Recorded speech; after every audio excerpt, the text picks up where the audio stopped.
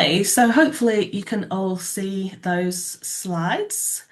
Um, so today's session, as I said earlier, is about the our new One Oldham Fund stream that we've released. It's the Community Regeneration Partnership Capital Grants Programme.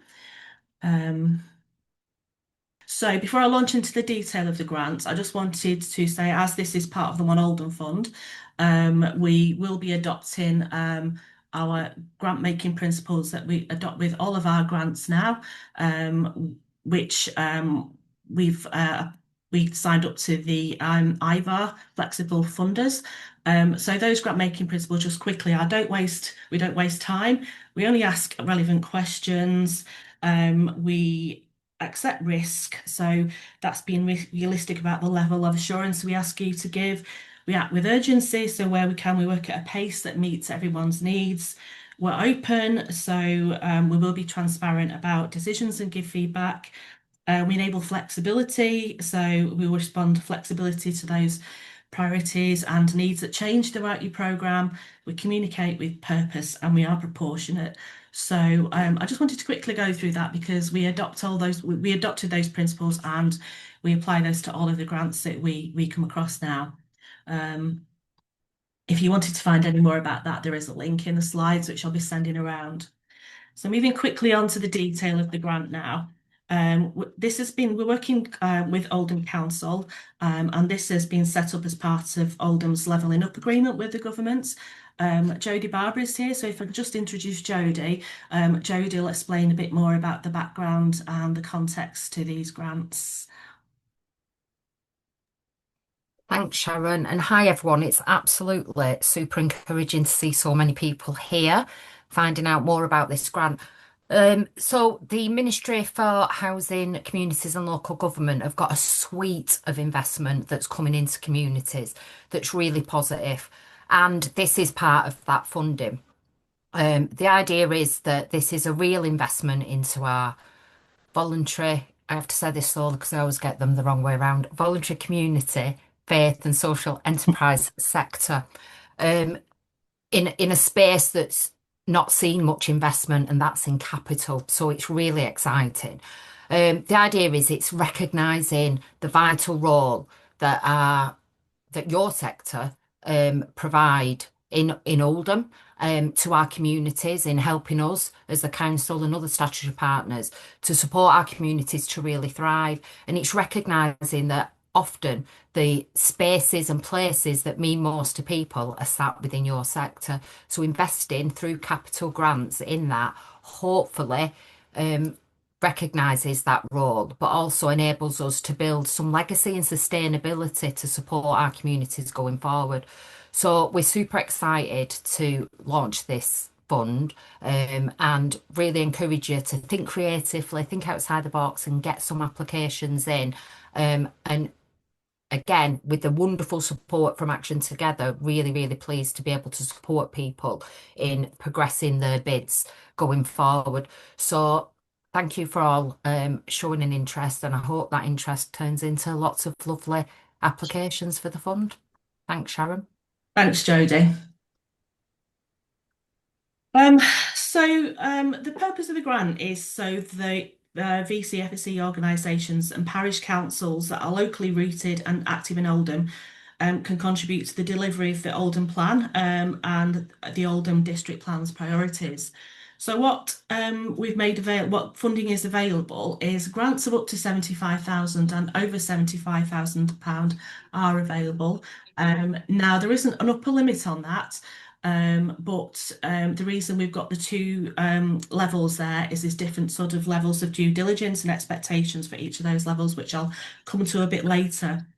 Um, the purpose of the grant is to support capital expenditure on physical community spaces in Oldham where people come together and that enable the lives of Oldham residents to be improved.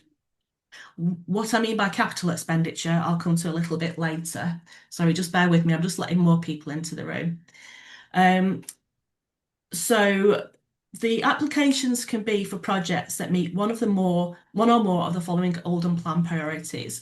Um, There is a link in the slide, so if you want to know more about the Oldham Plan and what I'm talking about, there's a link to it there. The priorities that we are asking the projects to meet is that it's a great place to live or happier, healthier lives. And also, we want applications that from projects that support the district priority plans for the area in which the project is based. And we'll be able to give you more details about those as your application goes on and as you speak to your district coordinators. What do we mean by capital expenditure? So these are the costs that are associated with the purchase, refurbishment or development of land or buildings. It can include the costs associated with that expenditure as well. So that can include things like professional fees, surveys, project planning, and contingency fees up to 10% of the total project costs. What we have done separately is we've done a very detailed guide about what we mean by capital expenditure, and there's lots of examples in there of what can be included. And I'll explain when we get to the end of this where you can find all this information, but there is also a link here in the slides to that detailed explanation. I won't go through that now, but it's something that you can look through if you're wondering if what you're planning will fit with this particular fund. So who can apply? As with most of our grants, VC FSE, that as Josie explained before, voluntary community faith and social enterprise sector groups that are locally rooted or active in Oldham. You must be a member of Action Together, but you can join for free if you're not already a member. We are asking that you either are incorporated and registered at either Companies House or the Charities Commission. If you're not, then please speak to us. And that you have at least 3 people on your board or committee who aren't related.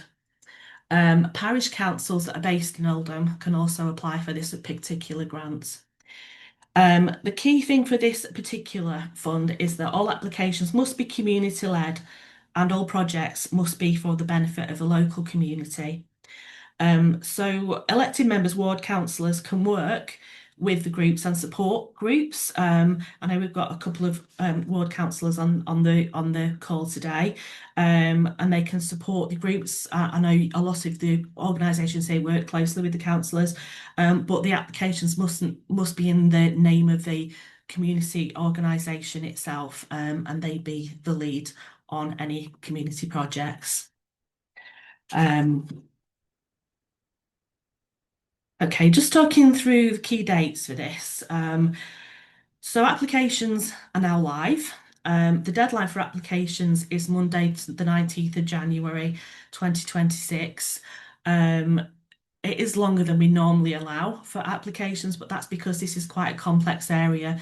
We realise a lot of you have been thinking about capital projects for a long time, but may not have got all your information together or really got details together of what you want to do. So now's the time to pull as much information together as you can.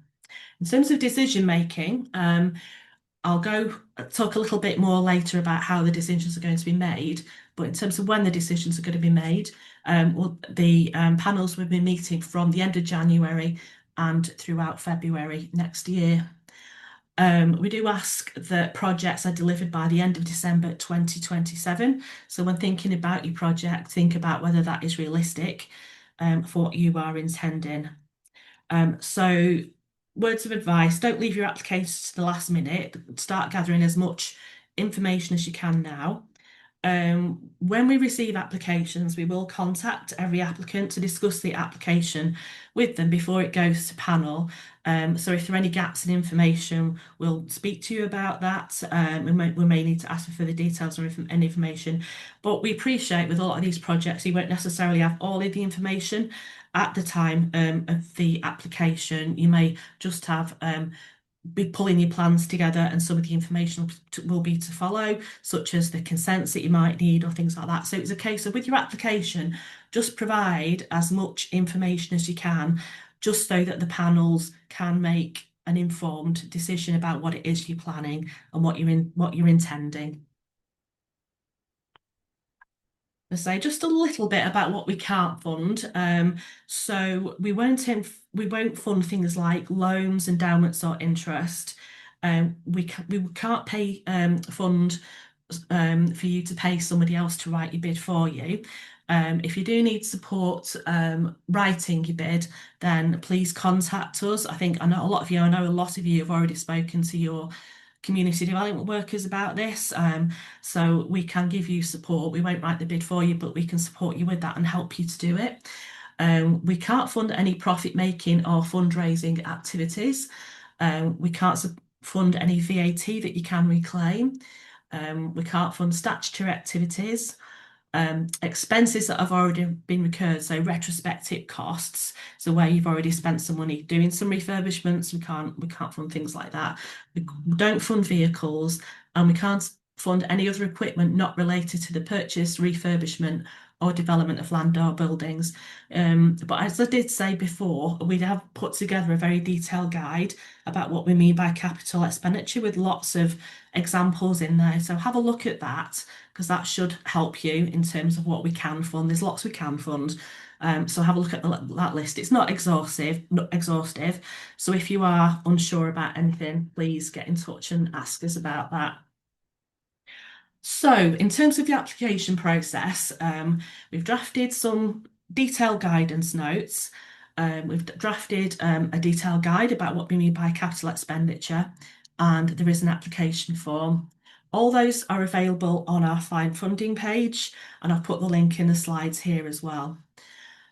So please read the guidance notes carefully before you try to fill the form in because it will answer a lot of your questions. We've spent quite a bit of time working on the guidance notes and trying to anticipate questions that people might ask. So please do read them before you try to complete the form because then the application form will make a lot more sense to you.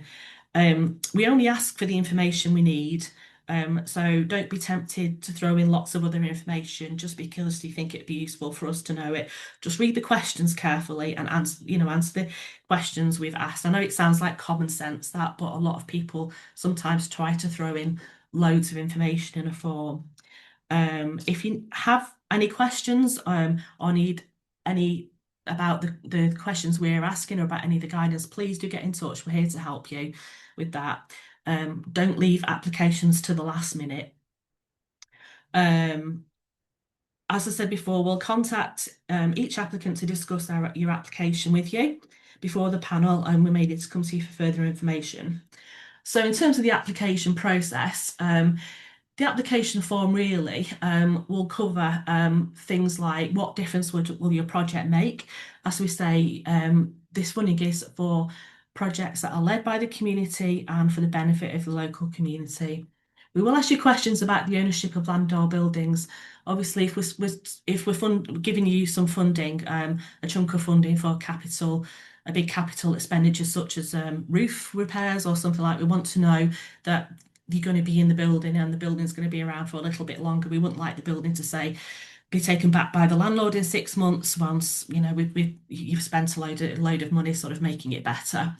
We will ask for copies of any permissions, approvals, or consents you may need. This is set out in the application form in more detail, but if you think about it, you may need things. If you've got a lease of your building, you might need your landlord's consent, you might need planning permission, you might need building regulation consent. So there's all those different kinds of things you need to be thinking about. We'll ask you if you're at that stage, if you've got any design information. We will ask you about your budget. And I did have a question earlier, which was a really good question about budget, saying obviously you can apply as part of this process for professional fees, and sometimes the detail of the budget isn't drawn up until later, and you need that funding to help you draw up that detail. So ballpark figures, estimates, anything you can provide at this stage that would help the panel to make a decision is really important. In terms of grants over £75,000, we would need details of your professional team. For grants over £75,000, we would expect you to appoint a building professional to help you with the work that you're doing. But this is all set out in more detail in the guidance notes. And also we'll ask you a little bit of information about your procurement process, depending on the level of the grants you're applying to. The reason I talked earlier about the principles that we apply to our grant making, we wouldn't ask you for full professional team procurement details for a small project, for example. We'll look at each project on a case by case basis, and we proportionate to that particular grant in terms of the level of due diligence we look into. It's difficult to do a one size fits all form because all your projects are going to be different. They're all going to be for different things. They're all going to be for different levels of funding. So we'll just have to go through each one on a case by case basis.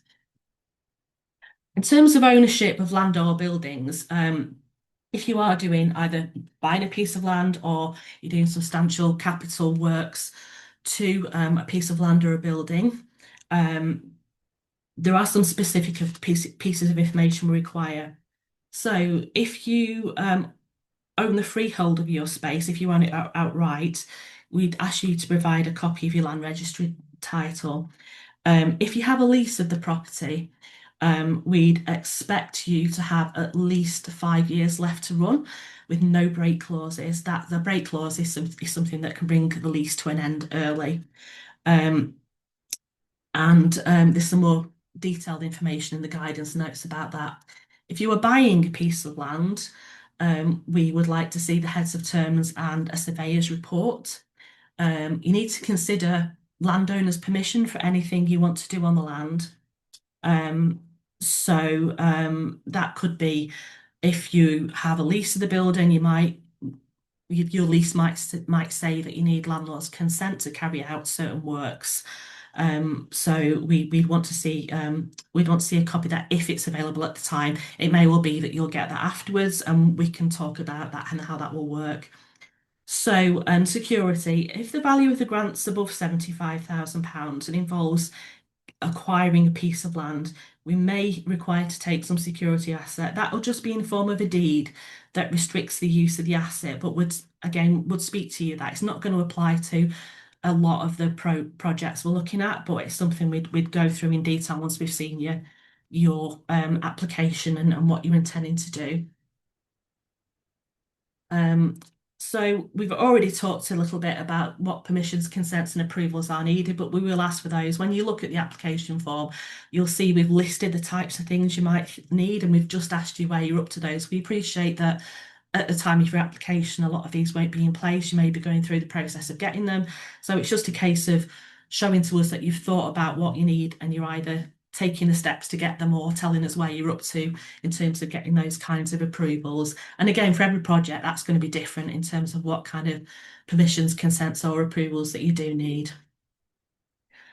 So procurement, I mentioned a little bit about procurement earlier. So where you're engaging building professionals, contractors or suppliers, you must use an appropriate procurement process. That's compliant with your own organisation's policy or accepted good practice, and it should be tried. The key thing is that it should be transparent and fair. So what that actually means is for any professional fees where you're paying a professional, such as a surveyor or something like that, if the professional fees are above £10,000, we'd want to see at least 3 quotes. For construction works up to £100,000, we'd expect to see 3 recent quotes from contractors. And for construction works above £100,000, we'd expect to see a competitive tender process to arrive at the construction cost for your project. Again, I think it's a case of for each project, we'd have to look at it and go through it and just see where you're up to with each of these and decide what's the most appropriate for you. But that's just a general guide. So in terms of decision making, the plan is that there will be 1 recommendation panel per district.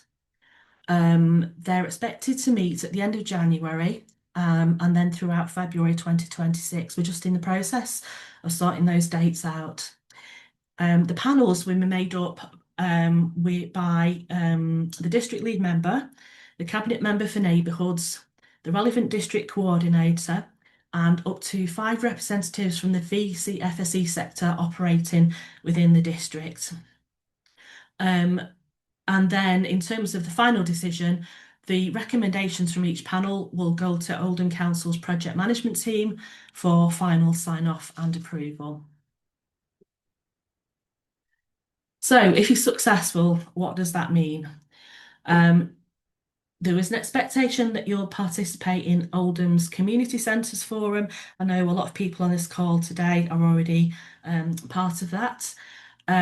What we would do for each project is to agree a schedule of payments, which will be set out in the grant agreement. As I say, every project will be different, and there'll be sort of stage payments depending on what you're doing, when you need the money, and that's something we'd agree once you've been successful and depending on the nature of your project. Other granting agreement conditions may include things like health check, quality in action award, things that we normally put in our grant conditions. We do realise there'll be changes during the funding period, so as usual, speak to us, but we will be doing those regular check-ins. We realise things don't always go as planned, or sometimes you might want to change what you're doing, so please do speak to us about that. And we can then discuss any changes that might be needed to your grant or your grant agreement. In terms of monitoring, we'll check in at least quarterly during the funding period, and we will ask for an end of grant report and case study. But we do want you to tell us your story, your way. I know more people have started to send us sort of videos and things like that. So it'd be really good to capture your story if you're doing, for example, a refurbishment. We'd like, it'd be really good instead of just filling a form in at the end, capture pictures throughout, before and after, that kind of thing. But it's up to you. Tell us your story, your way. We're really interested in having some of that storytelling as well. Um, so top tips. I know that's a lot to take in, and there's a lot of information. This is a complex grant, more complex than we normally do. So there's a lot of information we're asking for, but we want to work with you. So please read the guidance notes. I can't stress that enough. It's really important because there's a lot of questions that are probably whizzing around in your head, and a lot of things will be cropping up as you work through. And hopefully the guidance notes will answer some of those questions. And the guide I've already mentioned about what is capital expenditure as well. But please do speak to us, before you don't spend ages worrying about your application or trying to fill it in. Please speak to us. Please answer the questions that we've asked. I mentioned that a little bit earlier. I know it sounds a really silly thing to say, but don't be tempted to just throw loads of information in there about your organisation that we've not asked for. Please be as clear as you can on your budget. I know with some of these projects, it will be sort of, you'll be at the ballpark figure stage, or some of you might have really detailed figures, but please be really, really clear about your budget. Any panel, most of the questions are always about inconsistencies, can't say it now, inconsistencies in the budget, and where the budget's not very clear. So please be as clear as you possible.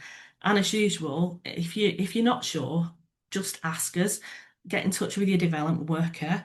We are running another of these sessions on the 28th of October as well. And if we keep, so as I'm sort of keeping a tab on questions that people are asking me already, and also through these Meet the Funder sessions.